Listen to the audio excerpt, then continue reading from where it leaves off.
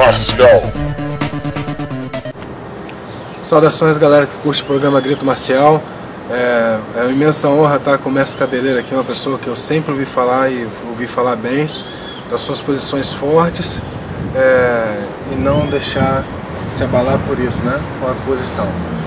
Então, mestre, conta pra gente qual foi o caminho trilhado de aluno a mestre, com quem o senhor treinou. Bom, eu comecei capoeira em 1980, próximo daqui dessa praça onde nós estamos, aqui na Francisco Tolentino, na Associação Berimbau de Ouro, que na época, né, tinham grandes capoeiristas, né? Eu gostaria de citar o nome da professora Andréia, que foi quem me motivou realmente a iniciar a capoeira. Eu sempre fui apaixonado por arte marcial, mas quando eu vi uma menina de 16 anos jogando capoeira com o finado Zumbi, era um negão forte e grandão, e ela dando rasteira e esquivando dos golpes e tudo, aquilo ali, quando eu assisti aquela roda, eu percebi que poderia ser, com bastante treino, talvez eu chegasse a jogar um pouco de capoeira. Ainda não aconteceu isso, mas eu continuo tentando. E com quem mais você treinou? Assim? Na verdade, quando eu iniciei a capoeira, a minha primeira aula foi com um rapaz que na época era instrutor na academia, chamado Giovanni. Na minha segunda aula, quando eu cheguei para o treino, estava havendo uma discussão e não sei o que, e o Giovanni foi embora da academia. Aí minha terceira aula foi com o Getúlio, o grande Getúlio, que era um rapaz muito técnico, muito bom de capoeira, que mais tarde nos tornamos grandes amigos também, viajamos junto para o Rio de Janeiro, atrás de capoeira, tudo. E logo em seguida o Getúlio deixou a academia também. Aí minha sexta aula foi com o Elbio, que agora está ali na região dos ingleses. E logo em seguida o Elbio deixou a academia também. E aí eu comecei a treinar aí durante um bom tempo, 1 ano e meio mais ou menos, com o finado Rudinei, que foi realmente quem me ensinou as bases e enfim. Nessa época o Rudinei estava em Recife e ele retornando a Florianópolis, ele começou a dar aula, e aí uma capoeira um pouco diferenciada. Ele trouxe essa influência da capoeira que ele tinha visto lá em Recife. Recife tem uma capoeira bem forte também, uma capoeira rápida e bastante objetiva, né? E essa foi a minha base. Daí em seguida o Rudinei também saiu da academia e eu, por estar fazendo educação física na época, aí o mestre Pop me colocou como instrutor. Eu não estava preparado, eu não tinha, vamos dizer, a experiência suficiente como capoeira, mas como eu já estava estudando educação física, eu tinha um pouco de noção de como ensinar, vamos dizer. Mas eu comecei muito novo, né, a dar aula, né? Comecei a dar aula em 1982. E daí, a partir dessa situação, aí eu comecei a estreitar o meu relacionamento com o mestre Pop, mas aí já como instrutor do grupo, né? Daí saímos ali da Francisco Tolentino, passamos um tempo aqui no antigo Colégio Bardal, aí depois fomos para o Sesc. Em 85 eu fui fazer uma especialização em Curitiba. Tive um rápido contato com o mestre Sergipe, com o mestre Burguês, mas na verdade nesse período em que eu morei lá eu me dediquei ao Muay Thai. O apartamento onde eu morava era vizinho da Academia Chutebox do Rudimar, do mestre Rudimar, né, Federico. E como morava do lado, aí eu comecei a treinar. Treinava de 6 a 8 horas por dia. Porque, né, não conhecia ninguém, não tinha nada a fazer, então... E aí, por causa dessa aproximação, e o mestre Rudimar falou assim, me acolheu muito bem, que não aconteceu na capoeira, e eu acabei ficando 1 ano sem treinar capoeira. Mas sempre que vinha a Florianópolis, então procurava hoje mestre Calunda, mestre Pop. E quando retornei aqui em dezembro de 86, logo em seguida veio morar em Florianópolis o mestre Cigano, que era do Rio de Janeiro, da zona norte do Rio de Janeiro, e que eu tinha conhecido em 1980 no encontro paranaense feminino de capoeira. E me chamou muito a atenção porque o mestre Cigano tinha um estilo de capoeira bastante diferente da maioria dos capoeiristas que eu tinha visto jogar até então. E aí treinei com bastante frequência com o mestre Cigano. Então meus professores foram nessa ordem, que eu posso dizer com um tempo assim, foi o Rudinei, que era, infelizmente já é falecido, depois o mestre Pop e depois o mestre Cigano. E a sua formatura, mestre, como é que foi? Porque é uma história peculiar, né? Eu acredito que ainda era cedo, né? Era bastante cedo para eu ter o título de mestre. Eu sou um péssimo jogador, músico mesmo, zero total, toco muito mal berimbau, não jogo bem, entendeu? Mas talvez pelo meu empenho nos estudos sobre a capoeira e também em defesa dela, numa atuação política, vamos chamar assim, as pessoas acharam que eu poderia carregar esse título. Então, em 2004, os mestres Pop, né, o mestre Cadu e o mestre Falcão, juntamente com outros professores e graduados que na época faziam parte da Confraria Catarinense de Capoeira, por a gente ter ido em alguns eventos nacionais e, enfim, talvez pela meu posicionamento em relação a algumas coisas que estavam acontecendo na capoeira a nível nacional, resolveram me dar a corda de mestre, né? Eu relutei bastante, porque para mim isso é uma coisa muito séria, né? Agora, depois de 10 anos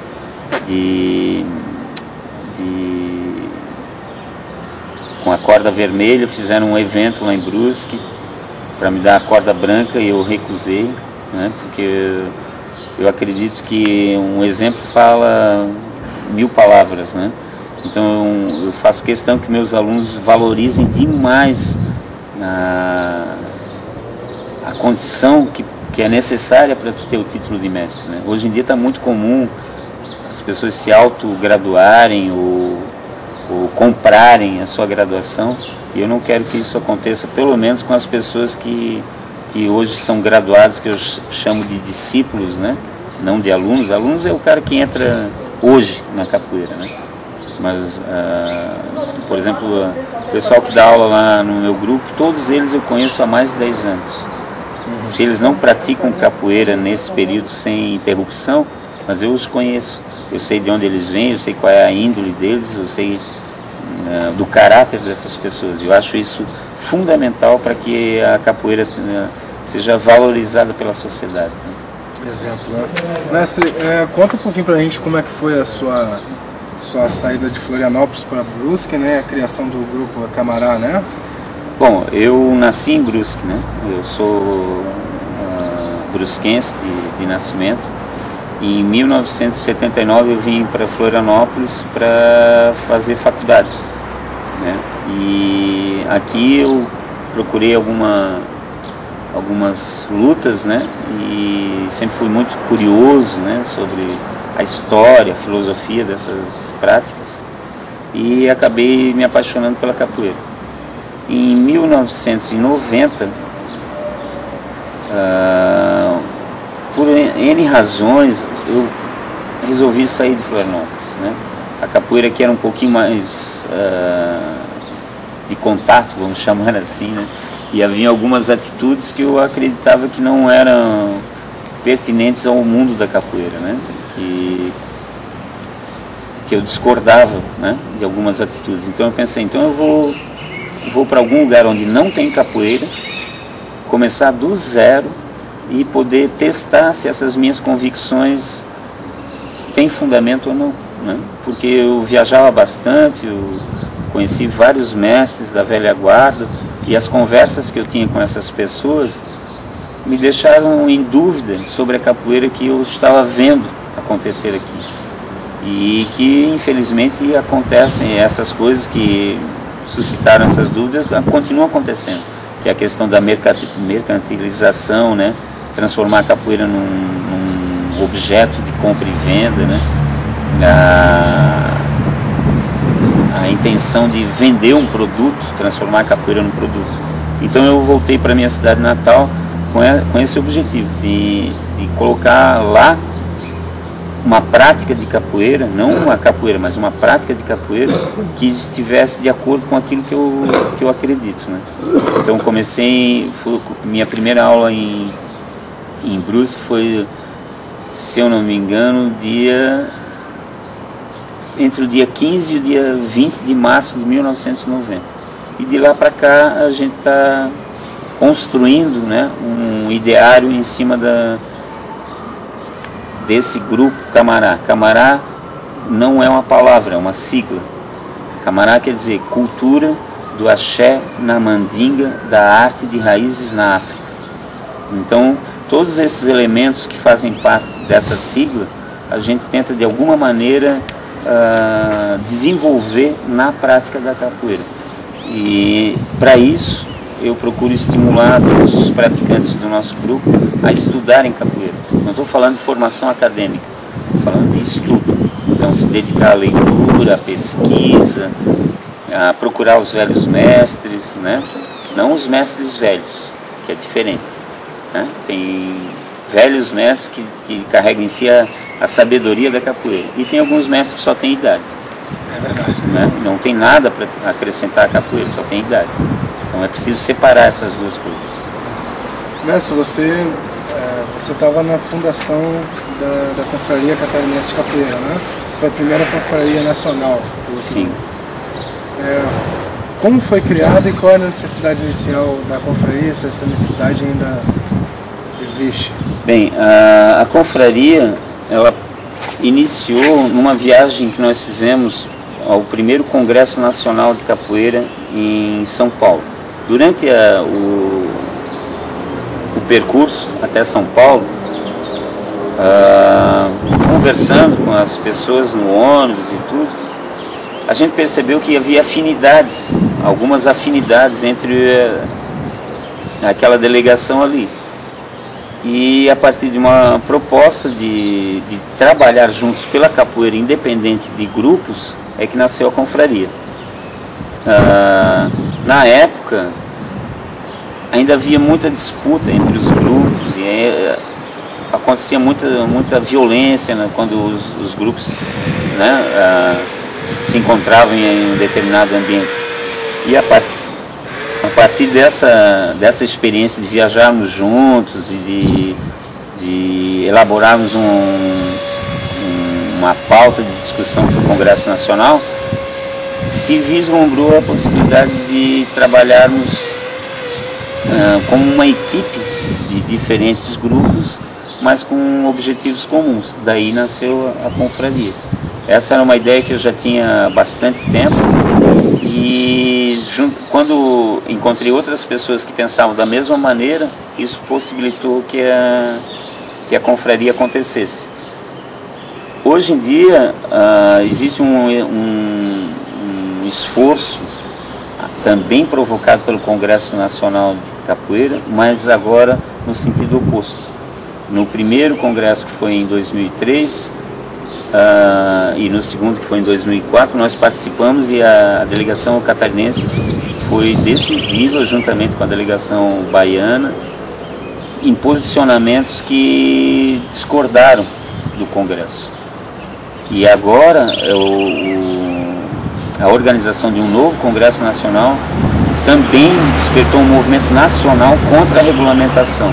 Inicialmente foi vendida essa ideia da regulamentação como se fosse uma coisa positiva, e na verdade é uma arapuca, e eu quero registrar aqui que eu e muitos companheiros somos contra a regulamentação da profissão do capoeirista, justamente porque vai deixar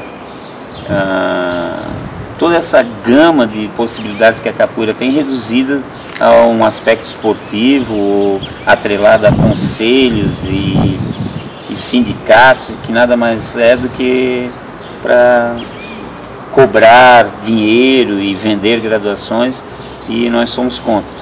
Então, por exemplo, agora está havendo um esforço muito grande contra a PLC 031/2009, que é uma manobra política para tentar reduzir a capoeira única e exclusivamente ao seu aspecto esportivo. Isso certamente vai... Detalhe, não somos contra a prática da capoeira esportiva, mas o que somos contra é a diminuição do escopo da capoeira única e exclusivamente pelo aspecto esportivo e pela obrigatoriedade do capoeirista se filiar a uma federação, confederação, ou conselho ou qualquer coisa assim. Então, as lutas que fizeram surgir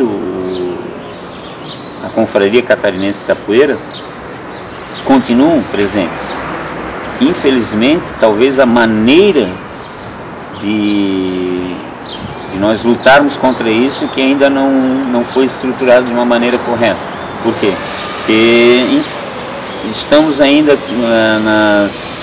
em outras discussões menores, como por exemplo, se isso é no sentido horizontal ou vertical, por causa da hierarquia da capoeira, essa confusão das graduações, gente se autograduando, ou mestres vendendo graduações. Então tudo isso precisaria ser organizado antes de a gente chegar a um consenso para todos termos uma postura semelhante, se não idêntica, semelhante, no mínimo em relação ao título de mestre, né? Que infelizmente está muito desgastado, e a capoeira, como se transformou num bem de consumo, né? E é um nicho de mercado, né? Está havendo uma desvalorização do saber popular, né? do conhecimento popular. Então precisaria primeiro organizar internamente para depois sairmos para uma organização a nível mundial. Lá fora está mais organizado do que aqui dentro do Brasil.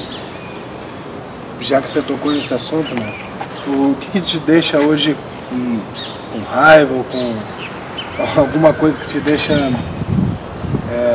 triste dentro, não da capoeira, mas o que o capoeirista faz, assim, atitude? Bom, eu vou te dizer que a capoeira só me dá alegria, né? A tristeza que eu tenho é com o capoeirista, né? Porque infelizmente muitos capoeiristas ainda não têm a consciência plena do valor que a capoeira tem, né?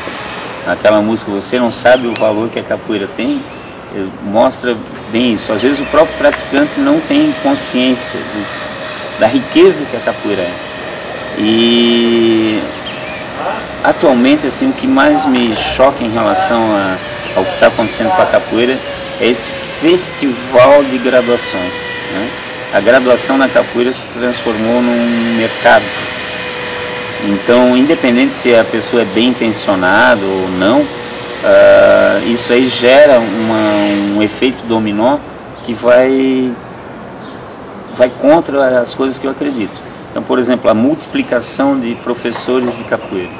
Às vezes um pequeno grupo, de uma hora para outra, dá uma inchada, e todo mundo deveria dar inchada para trabalhar no campo e não para ficar inchado. Um pequeno grupo começa a juntar tudo quanto é perdido que está por aí, e todos eles viram professores. Mas viram professores sem ter uma formação sólida, até dentro da capoeira, e a falta de estudo. Eu estou ouvindo com bastante frequência uma frase que diz assim: não devemos nos preocupar com isso, porque quem é de verdade sabe quem é de mentira. O problema, gente, é que quem é de mentira acha que é de verdade. Então, na verdade, temos muita mentira, né? Então precisaria, e não vai ser um conselho onde alguns que são de mentira e que acham de verdade, que são de verdade, vão querer querer regulamentar ou vigiar os outros. Então a gente precisa começar a olhar mais para o próprio umbigo e ver se a gente realmente está fazendo uma coisa correta, se a gente está se dedicando com sinceridade à capoeira. E novamente eu digo que isso passa pelo estudo. Estudo de ler os livros, de consultar os mestres da velha guarda, de ir sim até a Bahia e ver que nem tudo que a gente idealiza dessa imagem que a gente tem da capoeira em Salvador é fato. Precisa ir lá e ver realmente.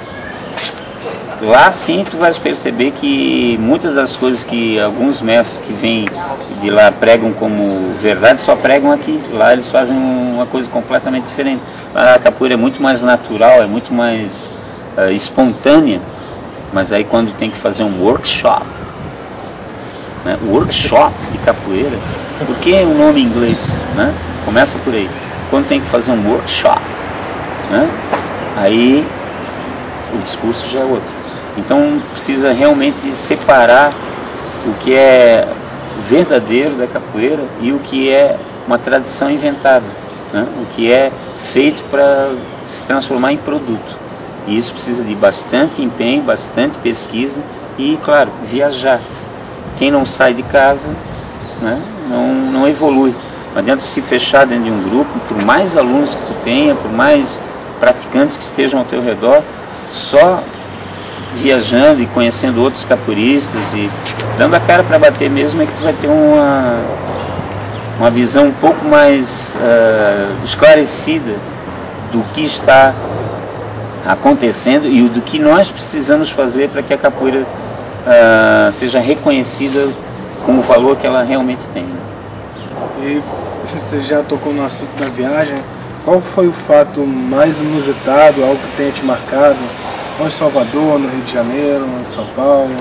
Bom, eu sempre saía de Florianópolis, né, porque a época que eu viajei com mais frequência foi na década de 80, porque era jovem, né, não tinha responsabilidade com a família, enfim, então eu conseguia botar uma mochilinha nas costas e ia rodar por aí.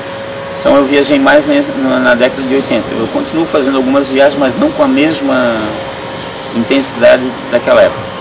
E eu sempre saía daqui para ir para Salvador. Nunca cheguei lá, né? Sempre parava no Rio de Janeiro. Por quê? Porque em Salvador as pessoas crescem vendo capoeira, né? Um é vizinho de um mestre, o outro é sobrinho, o outro, eles já crescem com aquilo ali fazendo parte da formação enquanto pessoa.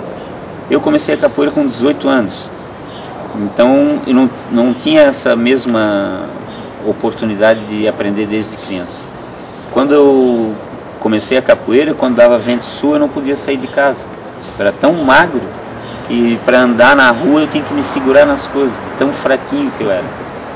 E a capoeira me deu duas coisas que eu acredito que são fundamentais, que é paciência e persistência, né? Então eu consegui transformar um garoto franzino, quase transparente, num velho franzino e quase transparente. Mas essas viagens é que foram realmente o diferencial. Por quê? Porque eu fui ao Rio de Janeiro e em outras cidades também, e eu fui atrás da capoeira que é construída fora do ambiente da capoeira, né? Em Salvador, a gente teve agora em agosto, estivemos lá, passamos alguns dias lá com o pessoal que dá aula pelo grupo, visitamos várias coisas, mas a gente vê que lá é tão natural que é como respirar para eles, né? E quando eu comecei a capoeira era uma coisa totalmente diferente, totalmente estranha à cultura local. Hoje em dia Florianópolis tem muitos grupos de capoeira e todo mundo conhece capoeira. Quando eu comecei em 1980 era quase uma ação alienígena. Ninguém sabia o que era capoeira, né? Não tínhamos as referências. E tudo que nos era dito aqui, a gente incorporava aquilo como se fosse a verdade absoluta. a partir das primeiras viagens que eu fiz, eu comecei a questionar algumas coisas e a buscar respostas para esse questionamento. E muitas coisas me marcaram, né? Por exemplo, quando eu conheci o mestre Cigano, em 81, no encontro que teve na Muzenza, ele tinha um estilo de capoeira totalmente diferente, me chamou muita atenção. Novamente em Curitiba, eu presenciei um jogo de capoeira entre o recém-falecido mestre Besouro Nicomédio e o mestre Miguel Machado, que eram dois ícones da capoeira na época, e que quando eles chegavam tinha muita gente que já pegava suas coisas e ia embora, porque os caras jogavam uma capoeira altamente qualificada, mas também violenta. Então não era qualquer um que entrava na roda para jogar com eles. E quando os dois se encontraram, o jogo deles foi demais, cara. Por quê? Não teve um soco, não teve um agarrão, não teve nenhum tipo de movimento desonesto, vamos dizer. Foi capoeira pura, mas uma capoeira para matar. E um tentava acertar o outro e nenhum dos dois conseguia. E quem separou o jogo foi o finado mestre Corvão, um grande capoeirista também, que para mim também foi uma referência, apesar de não ter convivido com ele, mas porque era um cara que sempre era da paz, sempre ia apartar as brigas, né? Mas era um grande capoeira. Então ninguém ia se meter com o cara porque era complicado jogar com homem. Mas conviver com esses caras foi muito importante. Outra viagem que me está bem marcada também foi quando nós fomos a São Paulo e com o mestre Paulo Gomes e estivemos presentes na fundação da Associação de Professores de Capoeira, que foi uma das primeiras, acredito eu, no Brasil. Outra viagem que também me marcou profundamente, eu estava presente no Circo Voador no dia da formatura dos mestres Nagô e Capixaba, na época ainda senzala, né? Outra viagem interessante também, eu estava presente no dia que o mestre Camisa informou que estava saindo da senzala e formando o grupo Abadá.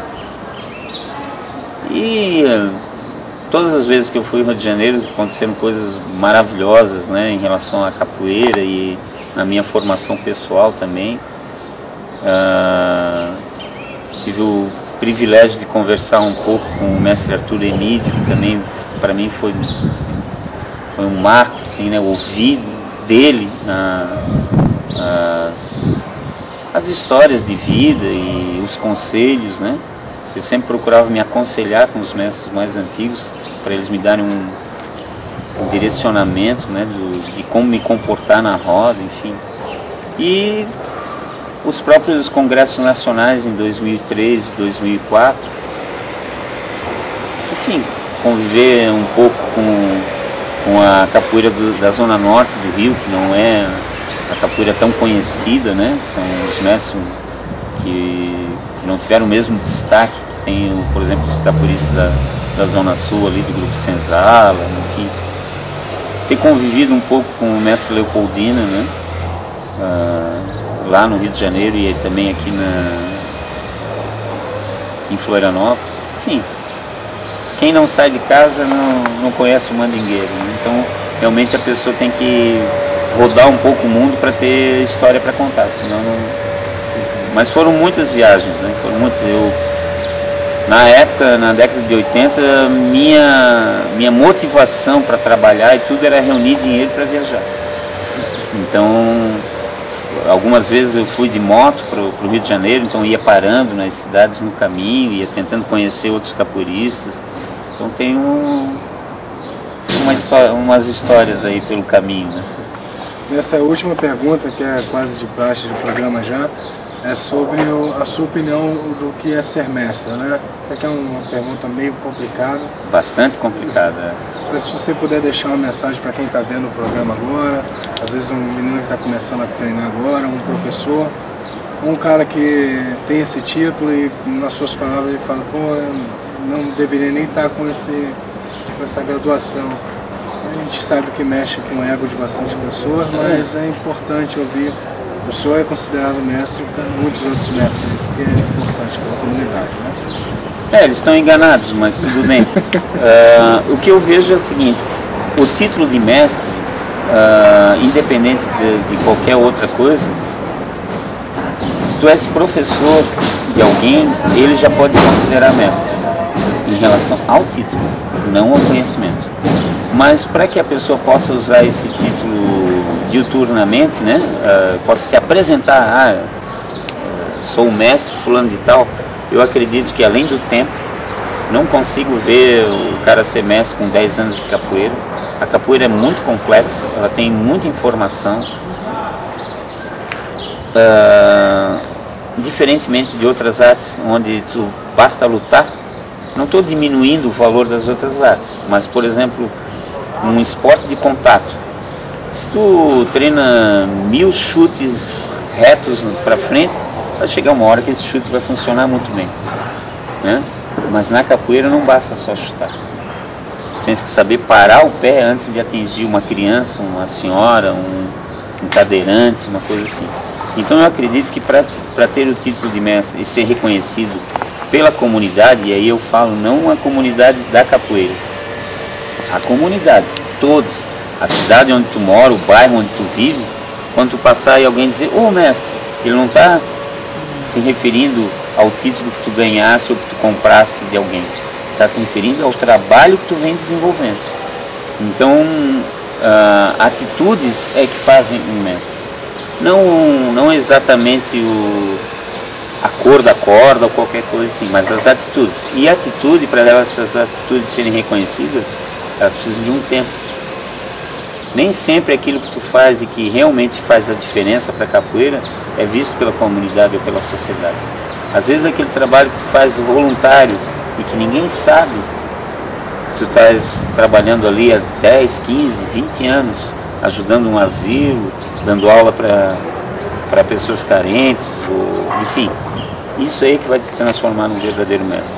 Claro, tem que ter a vivência do jogo, da roda, tudo isso, mas na minha opinião não é o mais importante, porque todos nós vamos ficar velhos, todos nós somos passíveis de ter uma doença e ficar incapacitado de exercer fisicamente a capoeira, mas aí tu vais continuar tendo reconhecimento se tu, nesse período que tu estivesse pleno na capoeira, tu fez alguma coisa não só por ti mesmo. E eu gostaria de fazer uma ressalva aqui, quase um alerta, para que as pessoas não se empolguem em ter um grupo com, sei lá, 1000 alunos e pá, porque aluno, como a gente conversou antes nos bastidores, a palavra aluno quer dizer que é sem luz. É negação e luz é luz. Então ter alunos, pessoas sem luz própria, não significa nada.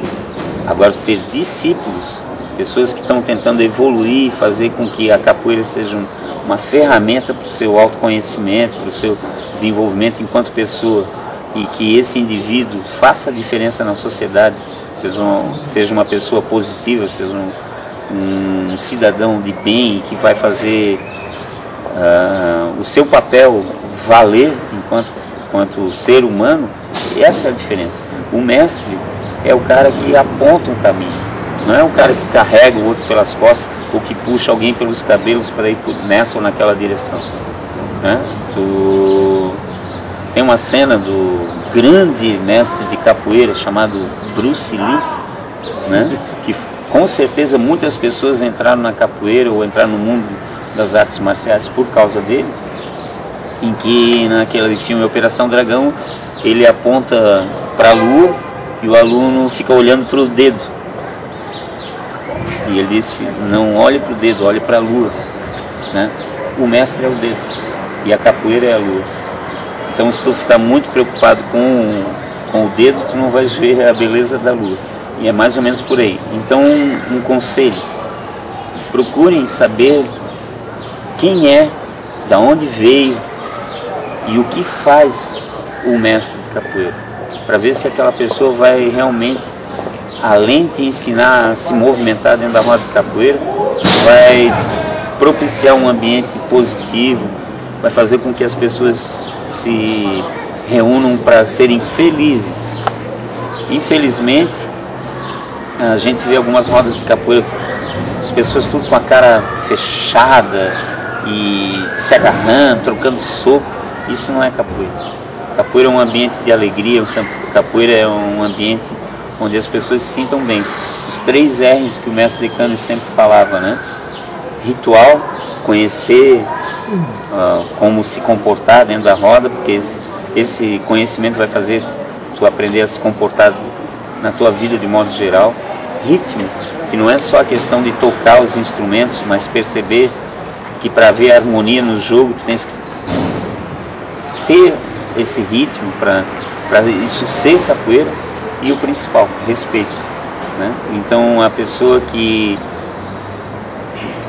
conquistou, entre aspas, o título de mestre sem passar por esses 3 R's, na verdade é um falso mestre. Então galera, essa foi essa edição espetacular com o mestre Cabeleira. Obrigado, mestre. Eu que agradeço pela oportunidade. E já de antemão já vou falando, e quando a gente chegar lá no número 50 de entrevista, eu quero ver se eu consigo reunir os mestres de capoeira para fazer um debate. Muito legal. A ideia? Acho muito legal, e eu acho que essa iniciativa tua, não só aqui dessas entrevistas, mas também chamar o pessoal, né, os santos da casa, para fazer oficinas e as pessoas conhecerem o trabalho desses mestres, é fundamental. Por quê? Porque normalmente a gente pensa que quem vem de fora ou qualquer coisa tem mais conhecimento. Não é uma questão de julgar quem tem mais ou quem tem menos, mas é uma questão de dar oportunidade para as pessoas conhecerem a todos. E aí cada um poder fazer a sua escolha. Então tá de parabéns, né? Eu quero que aconteça, né? E que tenha sucesso. E eu já lanço um desafio aqui também. Fique à vontade. Que é para as pessoas que estão à frente dos grupos de capoeira não se sintam inibidos de contar a sua história, porque ela já aconteceu e mais cedo ou mais tarde essa história vai ser publicizada e todos vão saber o que aconteceu. Então é melhor que cada um conte a verdade e pela sua própria boca, e não que outras pessoas contem. Mais cedo ou mais tarde as histórias vão se cruzar e a gente vai perceber que existem muitos pontos aí que precisam ser esclarecidos. Então que seja agora, e não mais tarde, quando os mestres já não estiverem mais aqui, ou quando as pessoas, por N motivos, não estiverem mais na capoeira. Então, desafio lançado, vamos esperar aí, mais pra frente vai rolar isso aí mesmo. Valeu, galera, até mais.